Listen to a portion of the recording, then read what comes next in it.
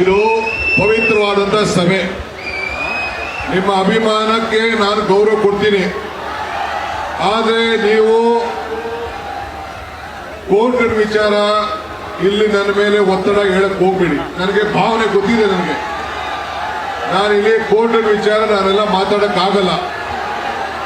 ನಾನು ಇಲ್ಲಿ ನಿಮ್ಮ ಒಬ್ಬ ಸೇವಕ, ಇದು ಗಮನದಲ್ಲಿ ಇಟ್ಕೊಳ್ಳಿ.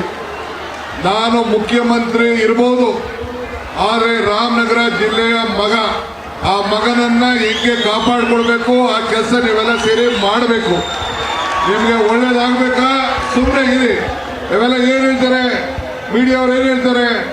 ಡಿ.ಕೆ. ಶಿವಕುಮಾರ್ ಒತ್ತಡಕ್ಕೆ ಮಣಿತಾ ಇದ್ದಾನೆ ಅಂತ ಹೇಳಿ ಬರ್ತಾರೆ. ಕಾನೂನು ಚೌಕಟ್ಟಲ್ಲೇ ನಾವೆಲ್ಲ ಕೆಲಸ ಮಾಡಬೇಕು. ಸ್ವಲ್ಪ ತಾಳ್ಮೆಯಿಂದ ಇರಬೇಕು, ಅಷ್ಟೇ ನಾನು ಹೇಳೋದು. ನಾನು ಹೆಂಗೆ ದೇವರ ಮೇಲೆ ಪ್ರಾರ್ಥನೆ ಮಾಡಿದ್ರೆ ನೀವು ಪ್ರಾರ್ಥನೆ ಮಾಡಿ. ಪ್ರಯತ್ನ ವಿಫಲ ಆದ್ರೂ ಪ್ರಾರ್ಥನೆ ವಿಫಲ ಆಗ್ಲಿಲ್ಲ ಅಂತ ಚಾಮುಂಡೇಶ್ವರಿ ಬೆಟ್ಟದಲ್ಲಿ ಹೇಳಿದ್ದೀನಿ. ಹೇಳ್ತಿದ್ದಾನೆ ನಾನು. ನೀವು ಹಂಗೆ ಚಾಮುಂಡಿಗೆ ಈಗ ಹೋಗಿ ಪ್ರಾರ್ಥನೆ ಮಾಡಿ, ಭಗವಂತ ತಾಯಿ ಒಳ್ಳೇದ್ ಮಾಡ್ತಾಳೆ.